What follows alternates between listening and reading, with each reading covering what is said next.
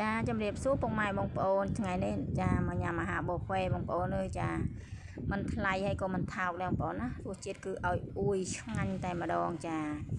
មកភ្នំពេញចាបងប្អូនមកមើលជំងឺចឹងទៅយើងឆ្លៀតបងប្អូនណាចាព្រោះមិនដឹងជារោមុខម្ហូបញ៉ាំអីឲ្យដាក់ YouTube នោះក៏ខានចេញយូរទៀតចាលោកណាវីរវល់ចាអញ្ចឹងទៅក៏នាំកូនមកញ៉ាំអាហារប៊ូហ្វេចាម្នាក់តែ$7បងប្អូនចាតែកូនស្រីបើខ្ញុំតែ3រៀល5កាក់បងប្អូនណារសជាតិគឺឆ្ងាញ់នៅចិត្តផ្សារដើមស្កូវបងប្អូនចាបងប្អូនឃើញខ្ញុំថតអីតកែគាត់ហ្នឹងចាអ្នកលក់សាប៊ូហ្នឹងចាអញ្ចឹងខ្ញុំអត់សូវចេះប្រម៉ូទទេបងប្អូនណាបើម្ហូបខ្លួនឯងខ្ញុំចេះប្រម៉ូទតែនេះខ្ញុំញ៉ាំទៅឆ្ងាញ់ហើយរសជាតិឲ្យអួយចា10លើ10ហើយណាមួយស្អាតទីធ្លាណាបងប្អូនណាចាក៏ខ្ញុំឆ្លៀតថតបន្តិចបន្តួចទេបងប្អូនមិនបានថតច្រើនទេចាដោយសារយើងបញ្ញាបងប្អូនចានេះថ្ងៃច័ន្ទថ្ងៃអង្គារណាបងប្អូនថ្ងៃអាទិត្យវិញរកតុកអង្គុយអត់បានទេបងប្អូនគឺណែនតែម្ដងគាត់មានដូចជា7 8សាខាបងប្អូនណាចាណាវាចូលចិត្តមកញ៉ាំសាខាទី7ចាអញ្ចឹងទៅរស់រាយរាក់ទាក់មែនចាតកែគាត់ណាឃើញយើងអីចារាក់ទាក់យើងញញឹមដាក់យើងចាចាប់មួយសេរីបងប្អូនញ៉ាំចាញ៉ាំតែមួយឆ្អែតបងប្អូនណាតែអត់អាចចាប់បានទេបងប្អូនតែញ៉ាំយើងចាប់លើសលប់អីគេអាចផាអញ្ចឹងគ្រួសារនឹងខ្ញុំញ៉ាំណាល្មមមួយឆ្អែតល្មមចាអញ្ចឹងទឹកត្រីគេមានទឹក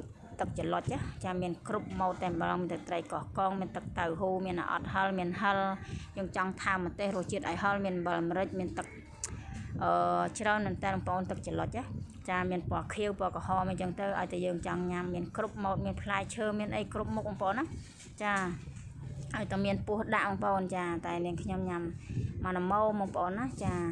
តែយើងចាប់សល់គឺគេវិន័យហើយអញ្ចឹងយើងចាប់យកញ៉ាំមកណាម៉ូជាលក្ខណៈគ្រួសារទៅបងប្អូនគាត់ថាយើងញ៉ាំស៊ុបអត់បានសាច់គ្រប់មុខចេះទេនេះមានបកងប៉ាមានមឹក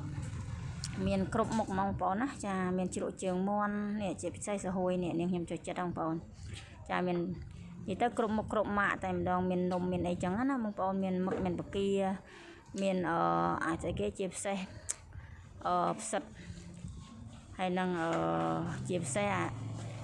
ពណ៌ខ្មៅដែលខ្ញុំលើកជាលក់បងប្អូនឆ្ងាញ់មែនតើរសជាតិគឺប្លែកចាគឺឆ្ងាញ់ខ្លាំងណាបងប្អូនចានេះខ្ញុំទៅវគ្គ1អត់មានប្រហិតខ្មៅនឹងទេទៅវគ្គ2បានបងប្អូនណាចាអញ្ចឹងបងប្អូនកុំភ្លេចមកញ៉ាំចាមកភ្នំពេញគឺយើងញ៉ាំអាហារប៊ូហ្វេគឺ special តែម្ដងចំណេញបងប្អូនណាចាយើងចំណេញអីចំណេញយើងចាប់បានច្រើនមុខបើយើងញ៉ាំស៊ុបអត់បានច្រើនមុខទេបងប្អូនចានេះអញ្ចឹងមើលតាមដំណើរបងប្អូនណាណាវាអត់សូវចេះប្រម៉ូទទេព្រោះធ្លាប់តែធ្វើម្ហូបខ្លួនឯងអញ្ចឹងយើងរវល់ទៅមើលជំងឺចាកូនអីចឹងទៅយើងក៏ឆ្លៀតថតប្រម៉ូទចែកជូនពុកម៉ែបងប្អូនអីចឹងណាបងប្អូនចាអញ្ចឹងណាវាខានចេញវីដេអូយូរបងប្អូនឯស្អីរវល់អត់បានធ្វើម្ហូបទេព្រោះកូនគាត់ឈឺអញ្ចឹងទៅចាអញ្ចឹងនាងខ្ញុំអីហ្នឹងបងប្អូនអើយចាទៅភ្នំពេញគឺយើងញ៉ាំអាហ្នឹងគឺចំណេញព្រោះយើងញ៉ាំហើយយើងចូលគេងទេបងប្អូនចាអញ្ចឹងណាវាមិនតែប៉ុណ្ណេះទេជម្រាបលាជួបនៅវីដេអូក្រោយ